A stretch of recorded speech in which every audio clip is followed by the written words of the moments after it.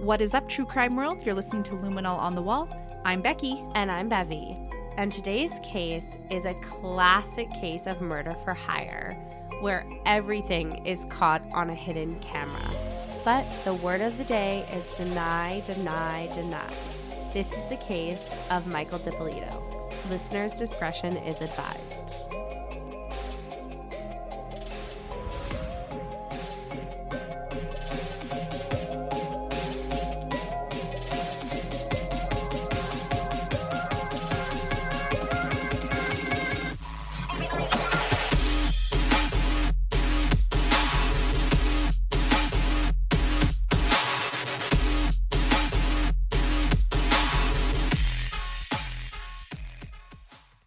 Hello to all of our LOTW friends and followers. Yes, hello.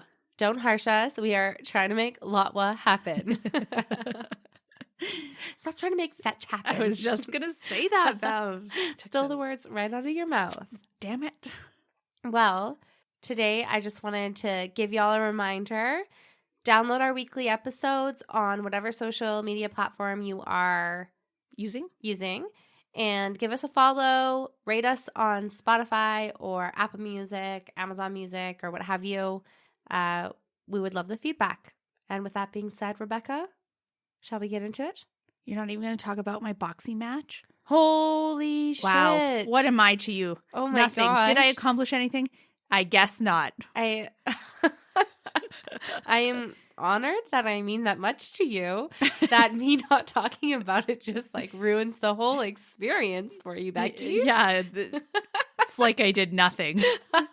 Okay, yeah, before we get into it, let's literally, no, you did a lot. You did a lot. I'm not that torn up. You don't have to like, oh, Becky. I mean, like, I feel like sometimes, you know, I do. No, I'm proud of myself regardless of whether you say anything today or not. You should be. Yes. It was epic. You came out there rocking. That's right. It was so amazing to see you so excited. Your intro music was dope. Kick ass. Yeah. Even like I have a recording of Becky coming out to her intro music, and some guy at the end of the recording was like, that was a fucking sick song to come out to. And I was like, aw, Becky's going to love to hear that. I put so much time and effort and thought into my walkout song. Yeah, you did. So I was really stoked to hear that. Yeah, of course. And then you proceeded to lose. I know. By a unanimous decision. However, that being said, you put up a great fight. Yeah. And the girl that you were fighting, she's a beast. She's a beast. She gave me a run for my money, and I actually think I did too, despite it being unanimous. Yeah, I agree wholeheartedly with that. I think if you did a second fight, I think a lot of the things that made you lose that fight, I think you would correct. And like, I think the nerves got the best of you a little bit. A little bit. But I was so proud of you. Like, words cannot even describe. So, and you know what? I truly think it was like the best experience of my life. Right. To date.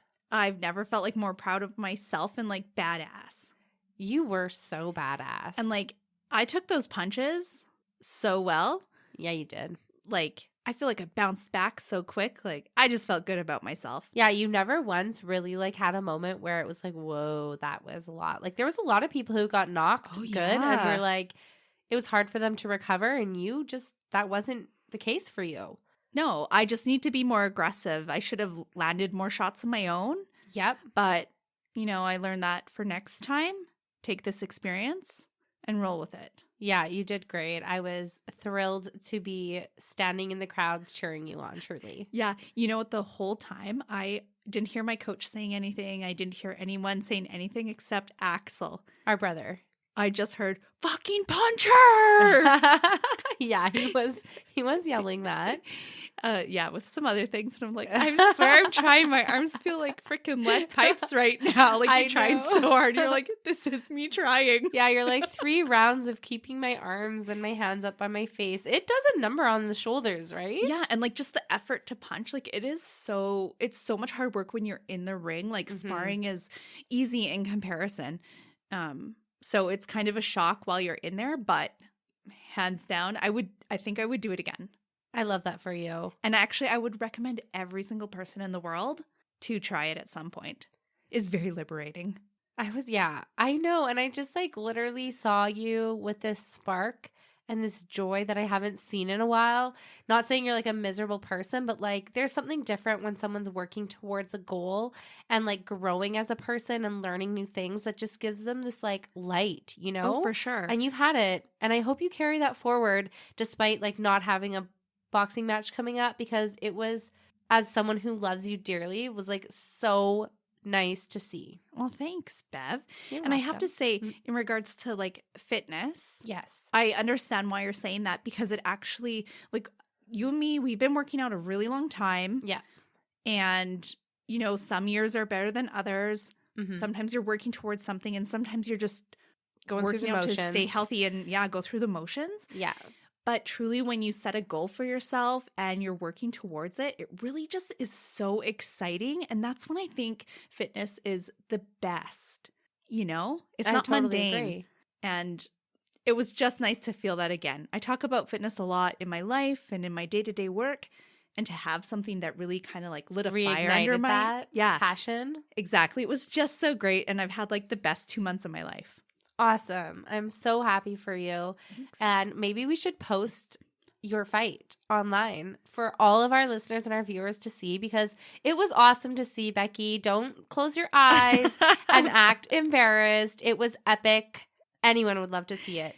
Becky, the Shredder Christopherson. Wow, I'm reliving that night. As soon as you did that, I'm like, oh, where's my music? All those good memories come flooded back. That was me getting punched in the face. Those memories. Is that how it felt? Yes. That's funny. Yeah. That's funny. Okay, so enough about me. Enough about you. Let's even get into our though case. I really loved seeing that. Just one last time. Becky's fight was epic. Awesome. Loved it. You did great. Thank you, Bev. All right, so let's get into the case for today, which is an interesting case. And I'll leave it at that, as kind of like some vague mystery. Just one big vague mystery. Don't want to spoiler right from the get-go. Yeah, don't want to spoil it from the get-go. So on August 5th, 2009, in Boynton Beach, Florida, a woman in her early 20s named Dalia Dippolito was at the gym that morning when she got a call from a sergeant on the local police force. They told her something had happened at her house and she needed to come home right away. When she arrived, there were police everywhere and crime scene tape surrounding her apartment that she shared with her husband, Michael. Dalia got out of her car and started walking toward her apartment when a police officer pulled her aside. He tells her there was a disturbance in the home. Shots were fired, and her husband was killed. Dalia immediately burst into tears and asked if she could go see him. They informed her that it was an active crime scene and she couldn't go see her husband. Dalia was so distraught that she couldn't drive, so the police put her in the back of a squad car and drove her down to the station. At this point, Dalia had been married to Michael Dippolito for only 6 months when she got the news of his death. Now, at the time the couple met, Mike was on the straight and narrow. He was financially stable and had a growing business. But it wasn't always like this. Mike Dippolito had had a criminal past. He had grown up in the south side of Philly and was raised by his grandparents. At the young age of 10, Mike started drinking, and it wasn't long until he was involved with drugs. Around the age of 15, Mike did his first stint in rehab and was clean for about 5 years. He even worked at a rehab facility, but eventually he fell off the wagon and relapsed. At the time, Mike was living in an abandoned house in South Philly and had the opportunity to move to Florida, and he thought the palm trees sounded nice, so he moved. When in Florida, Mike had a friend that showed him how he could make quite a bit of money. They did what was called a boiler room operation. What this is taking investors' money and using it for personal gain. In the instance with Mike and his friend, this whole operation was set up by an organized crime group. Mike loved the money it brought in. Unfortunately, being a drug addict, all the money he made went towards drugs, and oddly enough, it also went towards sex. And when the money ran out, he was back on the phones scamming more investors. But the gravy train wouldn't last long because Mike got arrested. And in 2002, Michael was charged with organized fraud, unlicensed telemarketing, and grand theft for running a foreign investment scam. He had scammed people out of approximately $191,000. That is a ton of money. That is so much. I can't even fathom scamming people for that much money, hey? No. That is wild. So after this, Michael decides to plead guilty to these charges and was sentenced to only 2 years in prison. However, he was then sentenced to 28 years of probation. That is a long-ass time. Yeah, and it was so long because he had to pay restitution to his victims. So it was said that apparently if he could pay it off faster than 28 years, he could apply to be off parole sooner.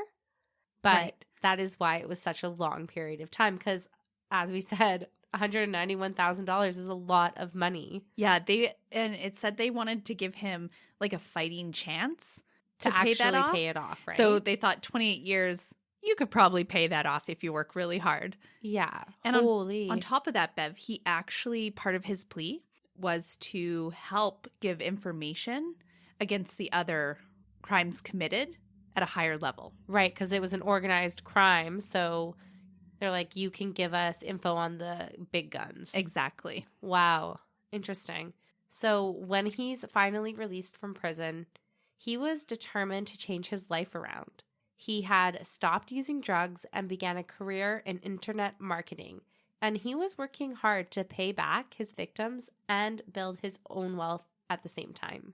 Which, good for him, hey? Oh, yeah, that's a burden and a half. And to have the intent of paying it back in full and making something of yourself, I have to give credit where it's due. I mean, that's a challenge and a half, and I think it would be a daunting task for anyone to take on. And so I'm kind of proud of him for choosing that path. Some people might just say, like, screw it and continue on with their life of crime. Exactly. And he made a good decision for himself. Made a good life decision. Kudos, Mike.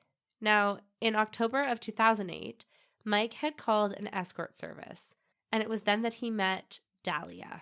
So he didn't completely change his ways. I'm sorry. I'm like, okay, like, not that escort services are terrible or anything, but I'm like, he's not completely on the straight and narrow, He's still paying for a little something. Yeah. So it was said that Dalia was a real estate agent, moonlighting as an escort. And once they met, to the pair's surprise, they really connected. And it ended up turning into a hot romance instead of a one-time sexual rendezvous, which I just love that word. You do every time I write it. Rendezvous. Oh my God. Exactly. That's the vibe right there. So when Mike met Dalia Mohammed, you can't. Hey, you're like, no, I just can't.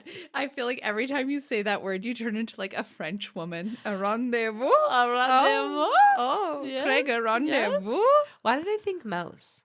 A mouse? I don't know. A French mouse. Okay. Oh God, my eye just shut and I couldn't open it. Oh, speaking of an eye shut. This is like a totally off-topic little tangent, but I have to mention it because it was so cute. One of the kids that is in my class, we were on the bus and we're going to drop him off at home, and we're just like chit-chatting. He's a spicy little guy, but I can't even remember what I said, but no word of a lie. I was like, oh yeah, and he looks at me, winks, like literally was like, uh-huh. And I'm like, did you just wink at me? And he just does it again. He's like, and I'm like, this is weird. You're like, you little player. You little player. Oh, okay. I know. I literally burst out laughing. I was like this little 5-year-old just like giving me the wink. Like, oh yeah. Interesting. What? It's so funny when kids do stuff like that. Yeah. It's so it was cute. Truly adorable. Anyways, my eye getting stuck shut just made me remember that. Okay, this is what I'm sitting with right now. Bev's sitting there, her eyes like somehow like suctioned shut with her own eyelid. And she's sitting there like, rendezvous, rendezvous.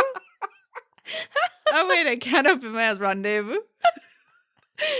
Oh my gosh. Oh God. Okay. Let's bring it back. Let's get it together, Becky. Let's get it together. Okay. So going back to Mike and Dalia. Sorry. Stop laughing. No. Oh, it's like when we start, it's hard to stop, hey? Stop winking at me. Sorry. It is hard to stop. It is. Okay. Let's get back on track. Mm-hmm. So when Mike met Dalia Muhammad, he thought she was really something. She had a great family with strong family values.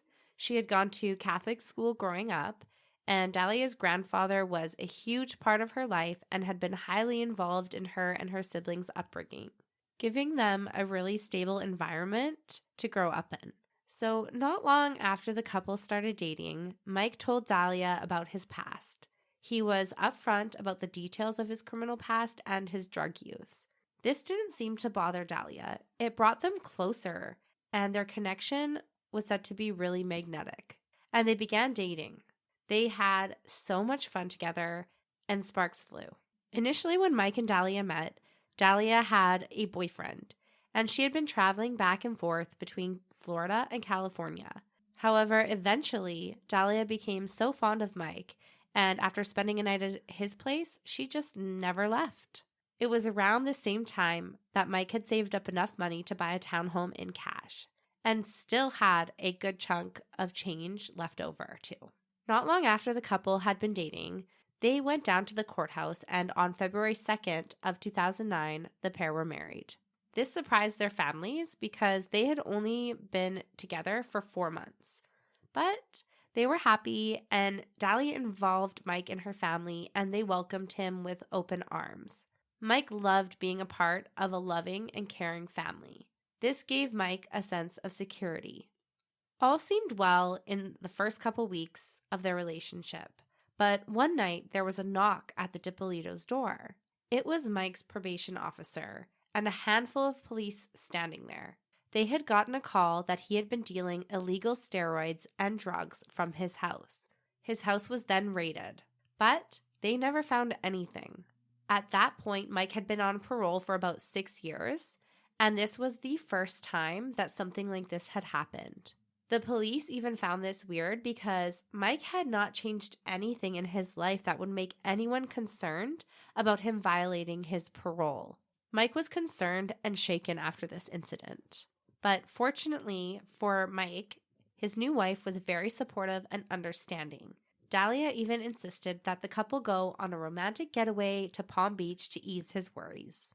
This loving adventure was cut short because, again, Mike's parole officer and police showed up at the hotel because they had gotten a call that Mike was selling drugs from his car.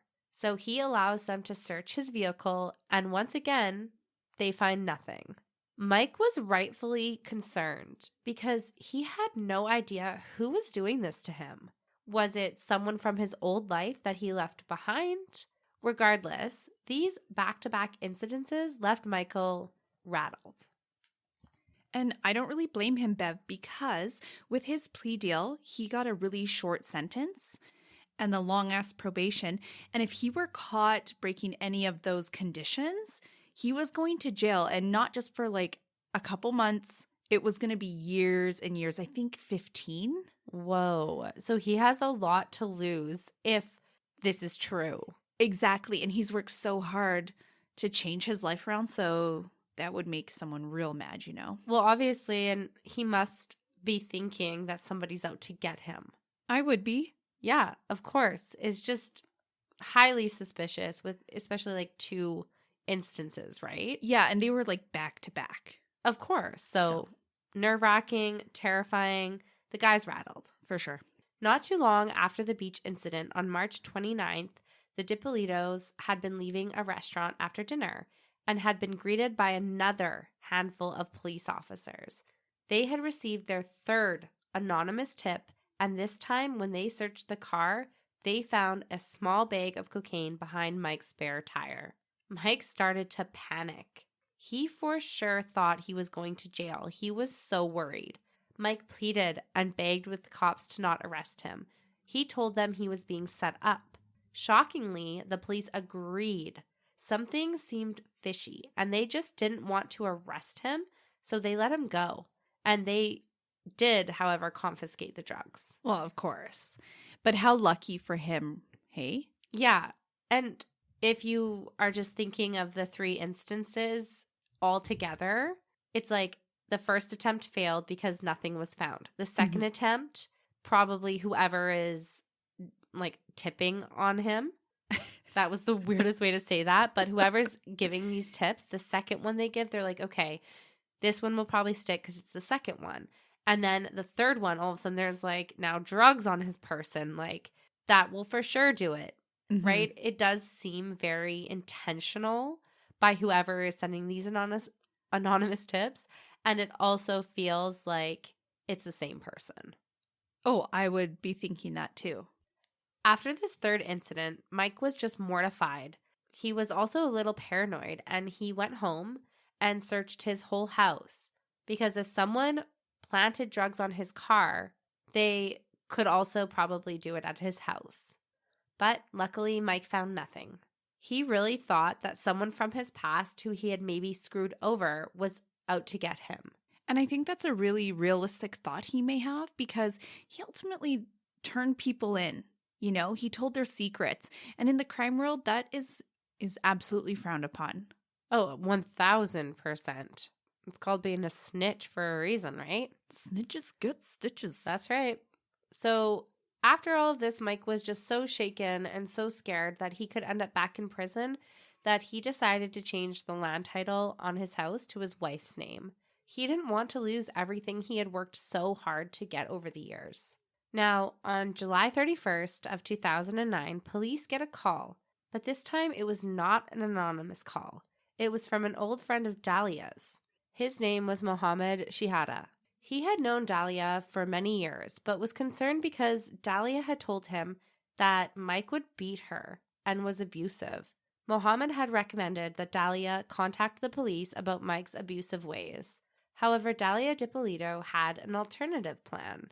She asked Mohammed if he knew anyone that would kill her husband, Mike. This freaked Mohammed out, and he told Dalia that he didn't want to have anything to do with this. When he declined, Dalia then reached for his handgun that he always kept in his glove compartment, took it out, and said to him, "If you won't help me, then I will just do it myself." He fortunately was able to get the gun out of her hands. He was so angry and told her to get the hell out of his car. That'd be really scary. Yes, that would be terrifying. I wouldn't even know what to do in that scenario. I think he did the right thing. Oh, I think so too. But like, I guess I'm coming at it from like a woman's standpoint. Would I wrestle a gun out of someone's hand? I don't know. It's just a really threatening thing to do. Yeah. And she's talking about getting somebody killed. I mean, her intentions are malicious. Exactly. And malevolent. So it wouldn't be a far stretch to think, would she turn this gun on me? Mm-hmm. So yeah, I think it would be really scary. He's a brave soul. And through all of this, Mohammed felt that Dalia was serious about this. And that's actually why he ended up contacting the police after this incident.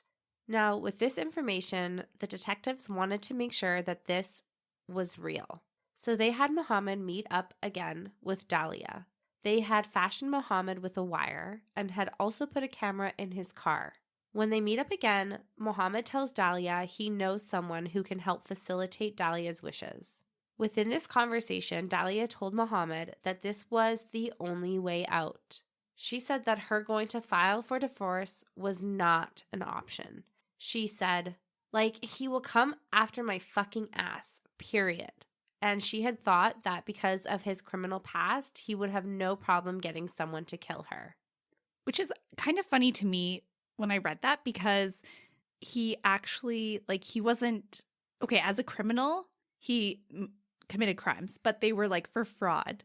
He wasn't, like, a violent, selling drugs, killing people, beating people up.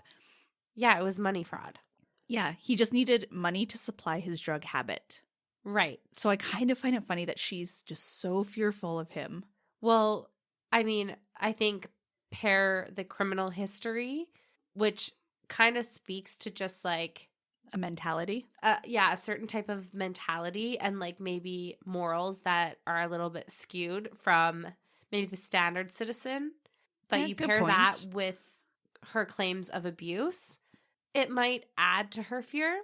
Maybe not the criminal history alone, but the two together.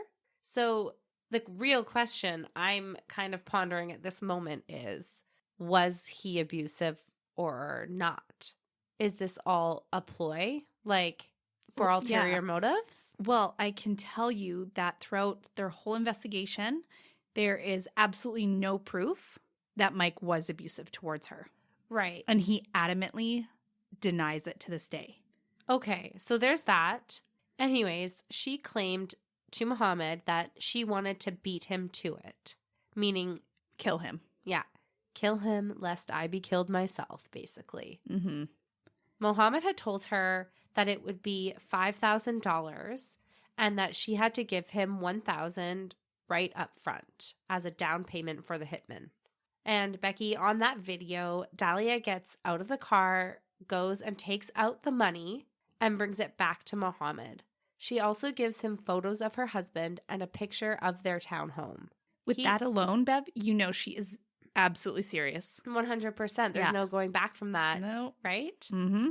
He tells her that he will give the money and photos to the hitman that day and they would be in contact. So it's not even like, oh, I'll give it to him in a week. I'll give him to it in a couple days where you might have time to ponder this decision. It's like, no, this is going to be an immediate thing, right? So knowing that and her still providing the money and the photos, like obviously she means business. Yes. After this whole incident takes place and the video is recorded, the police know that this is a legit murder for hire and Muhammad was not lying. They currently, with all of this information, have enough to charge Dalia with solicitation of murder, but they really wanted the charges to stick. So on August 3rd, they set up a meeting with an undercover officer, aka the hitman, and Dalia to arrange the specifics and the final payment. When they start talking about payment, Dalia offers up a new scenario. She tells the hitman that her husband will be at the bank on Wednesday getting money out for his business partner. She asked the hitman if he could just do the murder at that point and take the money from Mike. So essentially, Mike would be paying for his own murder. Ew. Isn't that just, it just sounds so creepy. It's icky. It's like you don't even have the finances to fund this yourself. Like what the heck? Right? Like, Or you not don't that even I- want to take that extra step to just give him the remainder of the money. Yeah, you're like, just steal the money that he's going to give to his partner and shoot him dead right there. Yeah. No Easy. big deal. Right in public, right at Yeah. the bank. Wild. Yeah. Like, Who does that? who? Well, Dalia. Dalia does that. So the hitman and Dalia go over a couple options, but ultimately Dalia doesn't want to know the exact details and what they're going to be. She wants to stay as far away from it as possible. When he asked if Dalia was positive about doing this, she says, yes, 5,000%. She literally goes out of her way to say like 100% to like 5,000. Like, this is how much this is going to cost, and I'm want to see it all the way through. Yeah, I'm 100% on every dollar I am spending. Yes, exactly. Ugh. So the pair figure out the logistics, and the hitman tells Dalia to go to the gym of the morning of August 5th, and that he would take care of the rest. 2 days later, on Wednesday, August 5th, officers see Dalia leave for the gym around 5:43 a.m., and that's when they go and knock on Mike's door. Because of Mike's recent run-ins with the police and anonymous accusations, he's freaking out when he sees the police officers because he notices that the men at his door are detectives. He thinks that they are there to arrest him, but instead they tell him, your wife was going to have you killed today. You have to come with us. Like, What would be worse news to hear? I could think of a couple things, but like, that would be my top 5. Yeah. I was more like meaning like between the two, like, oh, you're arrested or your wife tried to have you murdered right now. Which would be the worst of two? Would you rather go to jail or hear that news? Be like, oh my God. I would obviously rather hear that news because I'm not dead. Like, I guess, yeah, it they're would saving be bad, your life. but I'd rather not get arrested. I'd rather actually be like, I'm safe, even though there's intent to harm me. Right? Like, and what a mixture of emotions that would be like, oh my God, no, it's happening. I'm finally getting arrested. Like, I'm going to jail. Whoever this is succeeded. And then they're like, actually, your wife is a psychopath and wants you dead. The person you love and married wants you dead. That would just be truly would be so hard to grapple with. Like, to wrap your mind around that. No, like, my mind would be blown.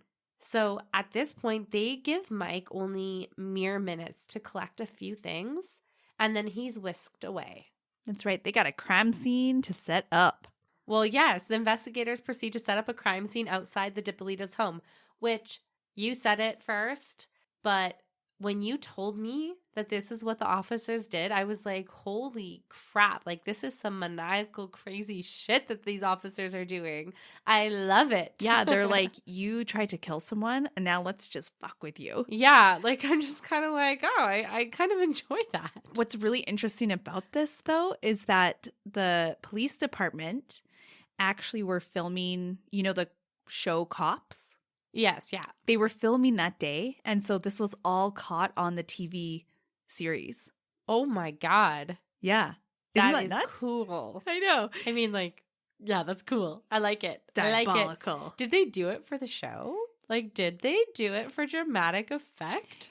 You know what? Later in this case, there is some question about that, and I'm not sure if they do it for a dramatic effect or it's just like coincidental. It's hard to say, but it does cause some problems down the road. Okay. I'm like, I don't even care. I'm like living for it. I love Me too. this. I love it too. She kind of deserves to get toyed with here a bit. Oh yeah. I think all criminals that do this should be messed with. Yeah, like especially in this way. Let's see you act this out, honey. Let's see you fake cry some crocodile tears. Right? Like, that was pretty good. Or, wow, you really need to work on that. Damn awful. Next time, do better. Yeah, you will not have a career as an actress. Like, sorry. Right?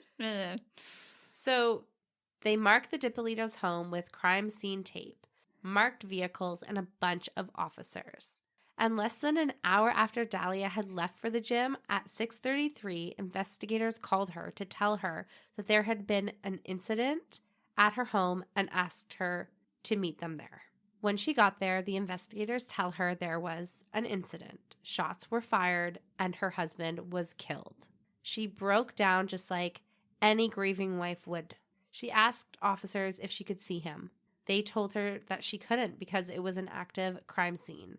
She asked over and over again, and still, of course, the answer was no.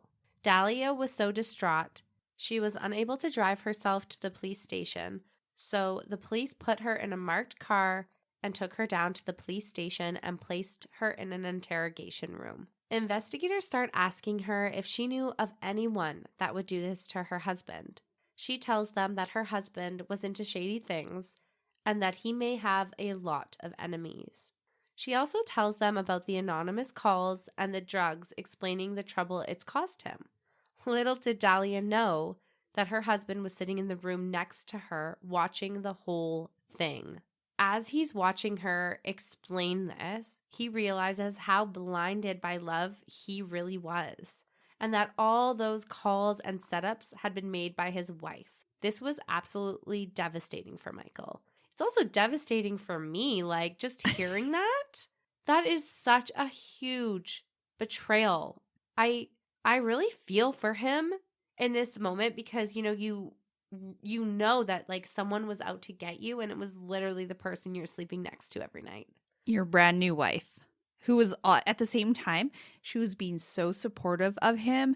She took him on that little beach getaway to help, which was just to set him up. Mind. Yeah, it was just to set him up.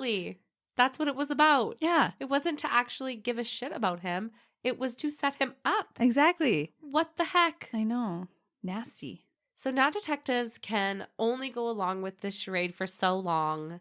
So they bring in the supposed hitman into Dalia's interrogation room in handcuffs, and they ask her if she knows this man or if she had ever seen him before. She denies it through and through, which, like, the gall on her. Are you kidding me? Like, why would they bring this hitman in unless they themselves are setting you up? Like, why are you going to deny it? Like, internally, she must have known. She must have known. But I mean, deny till you die, baby. I guess that, she's hoping that will maybe, like, if she says help nothing, her. It will help her. Somehow get her off scot-free. But could you imagine how she felt inside when that hitman walks through the doors? Oh, she's probably tripping balls. Yeah, tripping, man. So at this point, that's when they decide to tell her that the hitman was an undercover officer and that everything that she did was filmed and everything was recorded. This is when they tell Dalia that she is under arrest for the solicitation for first-degree murder of her husband, Michael Dippolito. Dalia continues to deny everything. She is insistent that it wasn't her on the videos and she didn't do anything wrong. What? Oh, What? yeah, Bev. In her interrogation videos, she seems so confident when she's denying it. Like, if we did not know that she was filmed soliciting this murder, you'd be like, oh, there's no way she did it. Wow. That's how confident she is. And she's still, like, upset, crying. Her acting skills are phenomenal. Far better than her solicitation skills.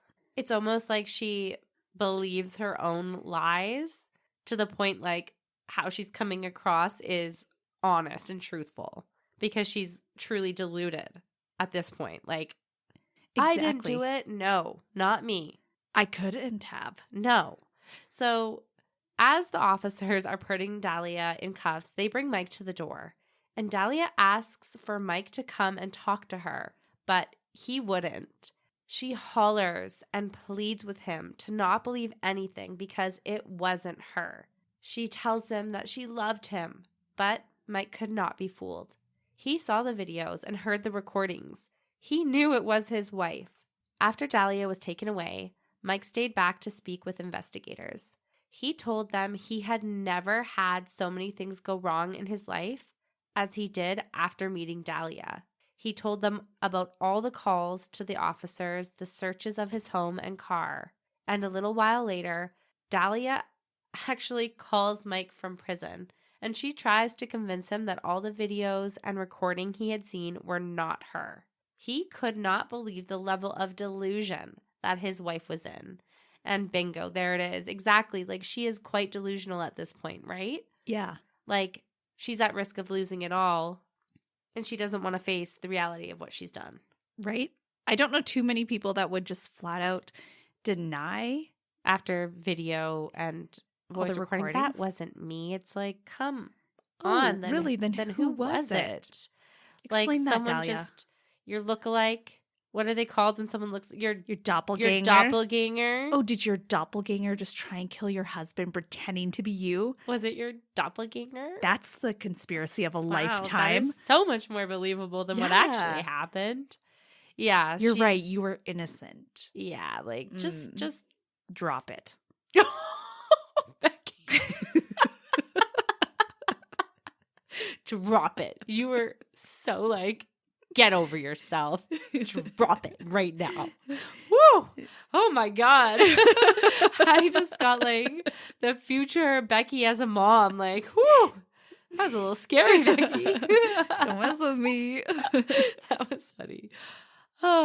So not long after her arrest, the video of Dalia finding out her husband was dead was released. And within 12 minutes, it had gone internationally viral. How could you not with that bawling cry? Bawling, oh my God. I don't know why I said it like that. No, but I was like, ball? What the fuck? I like stopped mid thought, bawling, crying.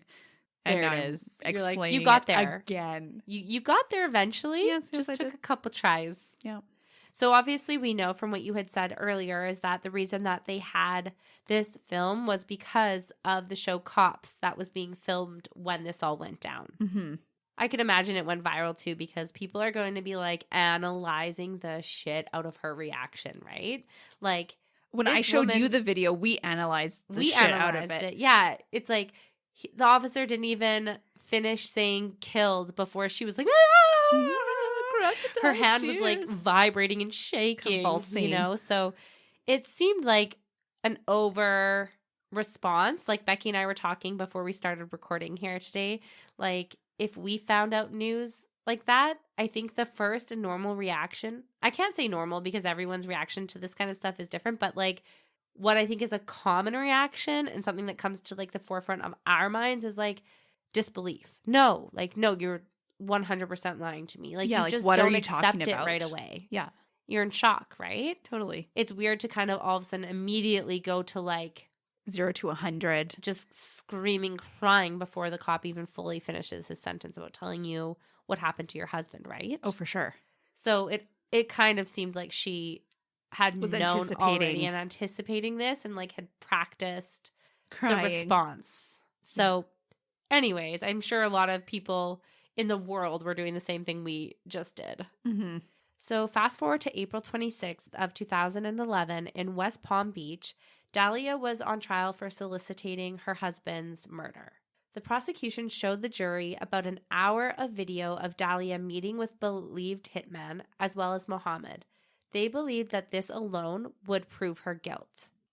So with the evidence that's mounting against Dalia, the defense doesn't have much. So they grasp onto the only things they can, and that was that Mohammed wanted to be a famous actor.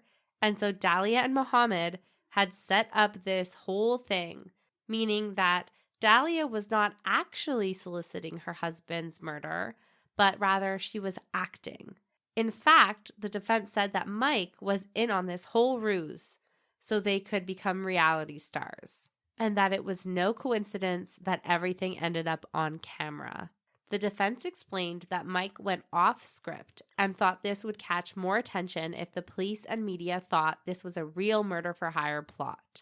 But when Michael went on the stand, he said that this was not the case and that he had no knowledge of what his wife was doing. The defense ultimately tried to make Mike look bad by badgering him about his criminal past, but Mike was really honest about it all and came across really sincere. He also explained the events leading up to his wife's arrest, how drugs were planted in his car, and the anonymous phone calls to his probation officer that were made. Mohammed was also put on the stand and told the jury that he thought this to be very real and feared for Michael's life if he didn't say something. Mohammed did tell the courts that he felt pressured and threatened into helping the investigation further. However, there wasn't any financial or written proof that he was threatened. So that was a lot. Yeah. There's actually a couple things I want to point out. Is one, if they were all in on it together, Michael would have so much to lose because I don't know what the term would be, but like you're basically taking up all this precious time of investigators and detectives for just what, a hoax basically, or to get famous. It's really frowned upon, and I'm pretty sure there's legal ramifications that would come along with that. And Mike had so much to lose. Why would he even contemplate doing that? Number one. And two, then you have Mohammed. So 2 out of the 3 people that are denying that argument. And he really felt fear for Mike's life. Right. Why would he go to the cops at all? Yeah. And why would anyone then believe Dalia's defense at that point? The other thing that I do have to say is with regards to Mohammed, if it was all a ruse, right? Why go to the police and let them have like a officer as a hitman go talk to Dalia like that? Why take it that far? Like, why take it that far? Yeah. You know, it just doesn't make sense because the police were going to take it seriously. Like, they wouldn't get famous from doing that. Like, there's literal legal consequences from that. Like, that makes 0 sense. That argument makes 0 sense all around. Yeah.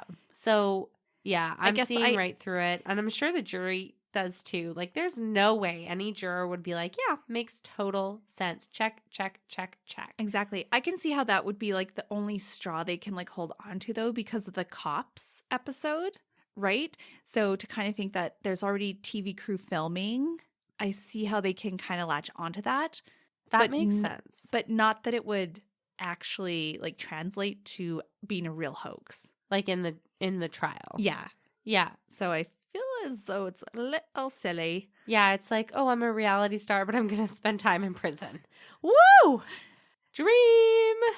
What a dream! Yes, I saw this for myself. I wanted this for my future. Yeah, no, it makes no sense. I can see how, as a lawyer, you're like, this is what I got. This is what I can do.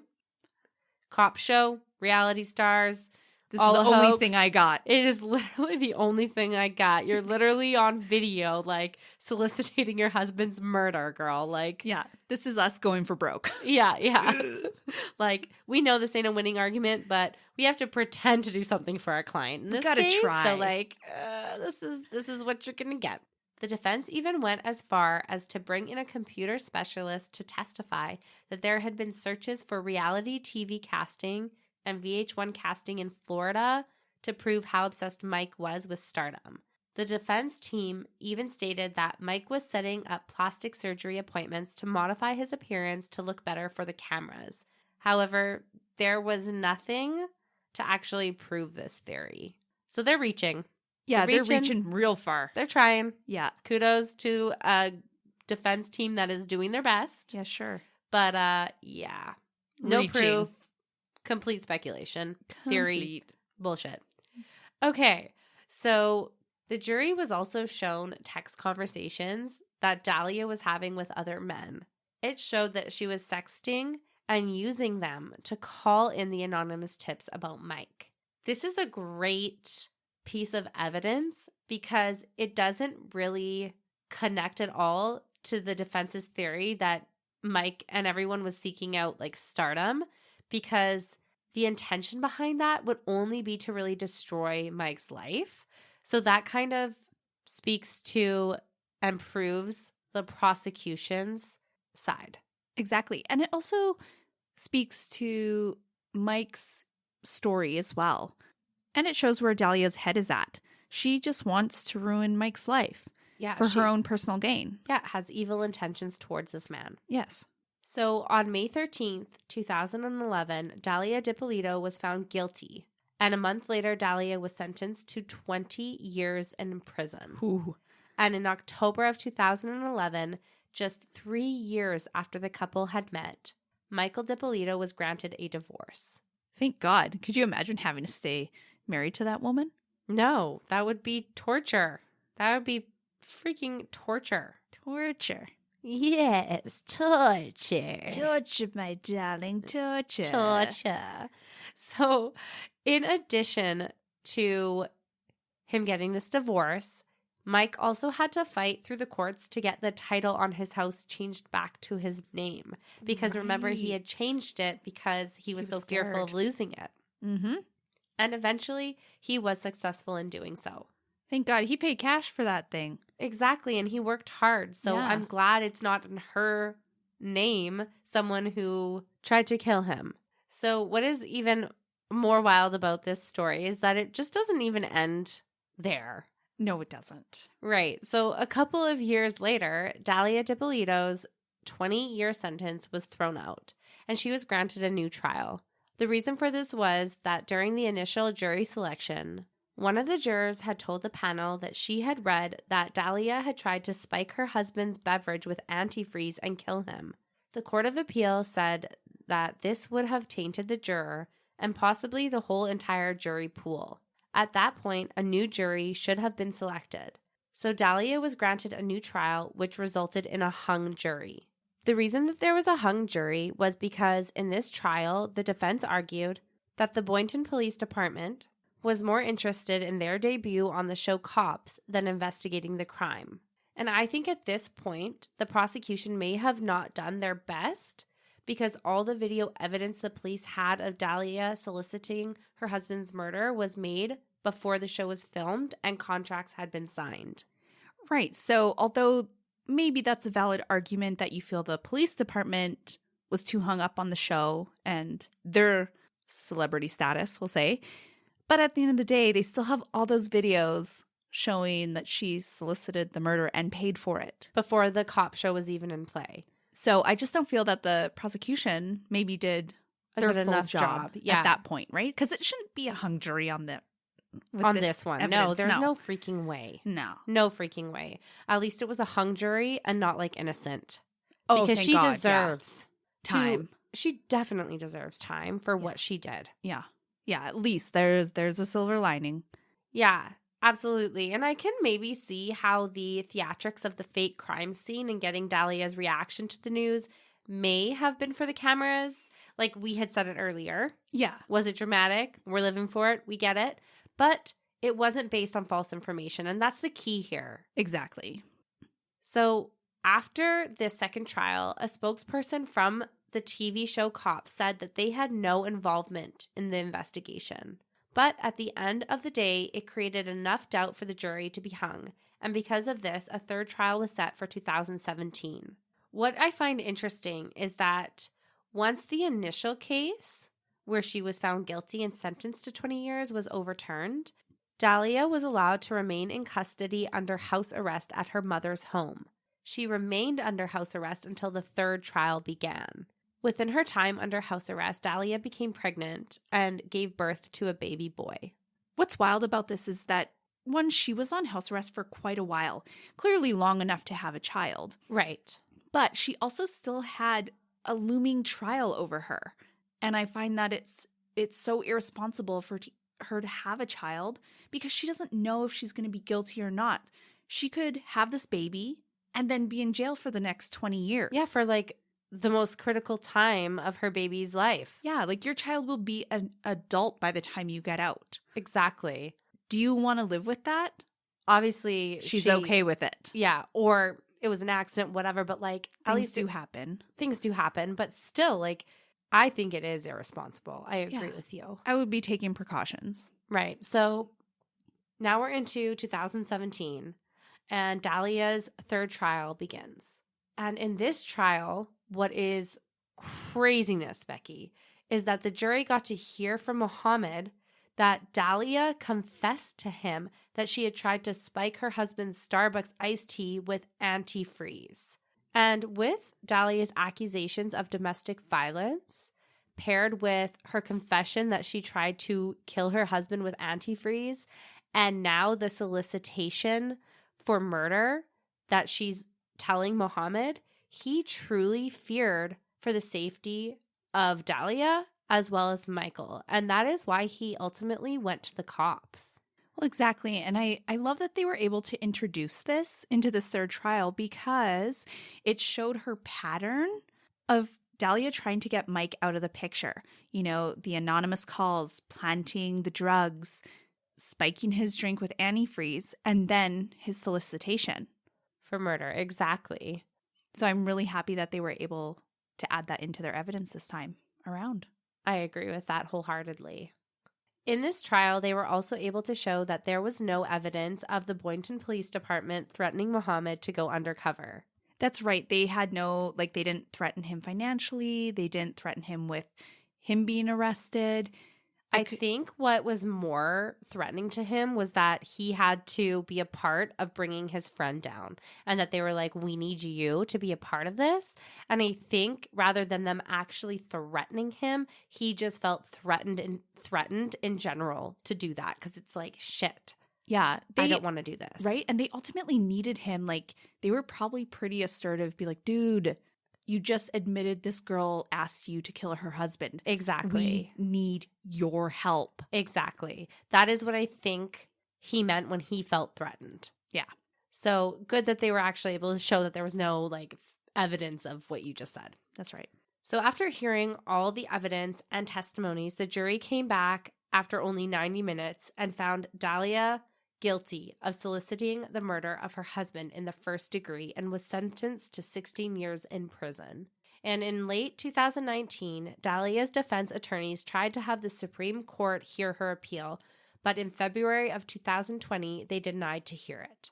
Dalia still gets to see her son as her mother is taking care of him while she is in prison, and her team are working on her last appeal. They just won't give up hope.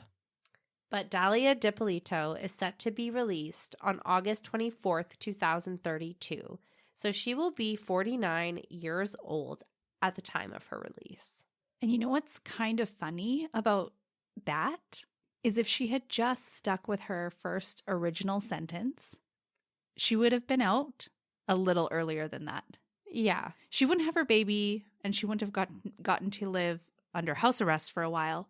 But it's definitely a drawn-out process for her because of this. Yeah, it's hard to say which one would have been better for her. But yeah, I'm happy she went away to prison because, yeah, like that was just crazy. Like, imagine if her attempt to kill her husband with antifreeze worked. Like, she would be a full-blown murderer. Yeah. So she doesn't seem to be a very good person in the slightest, and definitely deserves to be in the position she's in. Exactly. And what is still surprising to this day is her most recent interviews with like the news and stuff like that. She still denies everything. Ugh, I can't with that. I know, like deny till you die. Despite a guilty verdict. That's right. Doesn't matter. She's got to save her integrity. I mean, she will be out of prison. She does have a with kid a lot now. of life left to live. So, Yes. do what you gotta do. Do what you gotta do. Do But what you gotta do. What you gotta do. yeah, What you want. What you want. do what you gotta do. Did you see what I just did there? Acted like a bird? I don't know what. What? Oh my God, Beth. No, I was singing the Cops theme song. What you want? What you want? No? I enjoy that now that I know, but I did not know the Cops theme song. All I know is Clearly like, there's bad an boy, aged- bad boy, what you gonna do? What you gonna like, do what when you they want? come for What you you? want? Is that the same song? No, it's a whole different series. We will look into this and let you know next time. But Yes, I feel yes. confident that it is one and the same. Well, there you go. So this is the case of Michael Dippolito. Thanks for listening. Thanks for sharing.